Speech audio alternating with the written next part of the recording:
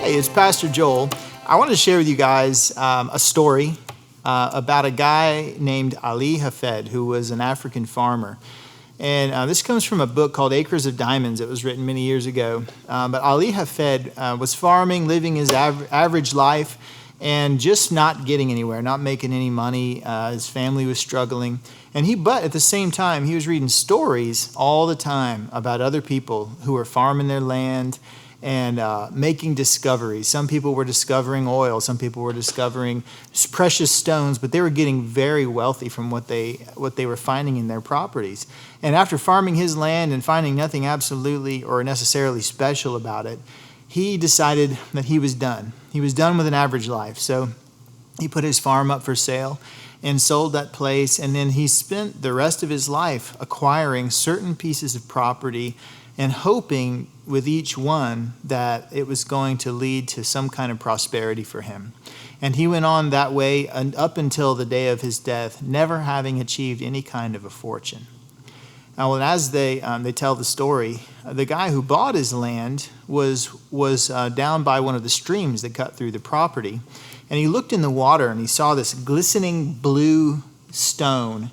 And he got down in the water and he pulled it out and he thought it was really pretty, but he never thought too much about it. So he took it home and put it on the mantelpiece and just forgot all about it. And a visitor in his home came along and saw this blue stone sitting on his mantle and said, "That's a diamond." And he said, "No, it's not. There's no way that's a diamond. I just found that in the stream." And he said, "No, that's a diamond." And they went back and began to excavate that area of his farm, and it became, or was discovered to be, one of the most productive diamond mines in that particular region. And so the point that they're making in the book, Acres of Diamonds, is that we tend to go searching and searching and searching, looking all over the place for something that will bring us satisfaction, fulfillment, prosperity, whatever it is. And so often, because of who God is and because of the way he orders our lives, what we are looking for is right in front of us.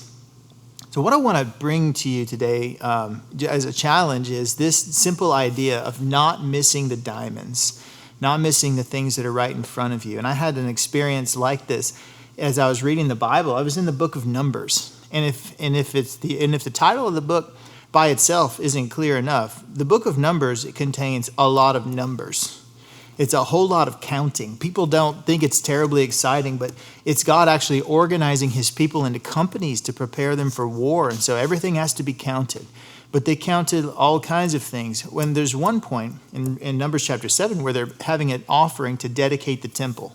And all 12 tribes come and present offerings. Well, you read the first offering, and you go, wow, that's a lot of stuff. And then you go to the next tribe, and you read that one, and you go, well, that's a lot of stuff, and it sounds strangely similar to the first one.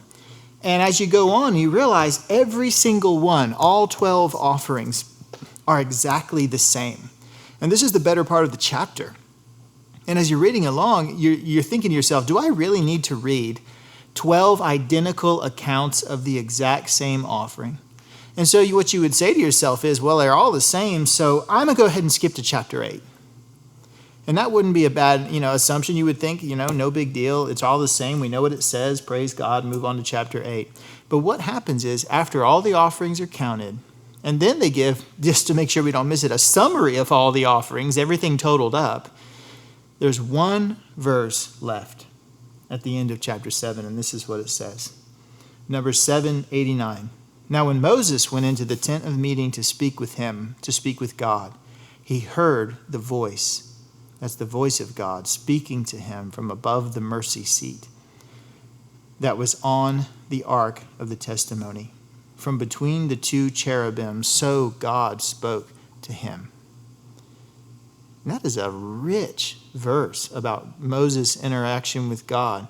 And if you and I were in that mode of like, yeah, as we were reading through the Bible and we skip to the next chapter, we missed this treasure.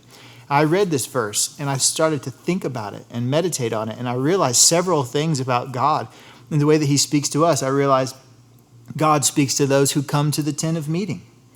I realized that when God speaks, ordinary people can hear his voice. I realized through this verse, God speaks from above the mercy seat, which means that God speaks to confirm our full forgiveness, acceptance, and restoration in him. I realized from this verse that God speaks over the ark of the testimony. So the ark of the testimony was full of things that testified to the faithfulness of God. So even in his faithfulness, God is speaking to us. And God speaks from between the cherubim, which tells us that God speaks in his holiness and supreme glory, which is just to cause us to marvel that a holy God would speak with average people. And all of that is it packed into this one little verse that's tucked into the most unexpected place in the Bible after a kind of boring and repetitive section about offerings. So what I want to say is, if you're serious about this thing of studying the scriptures to know God, then don't miss the diamonds, because they are tucked in the most unlikely places. Lord bless you guys.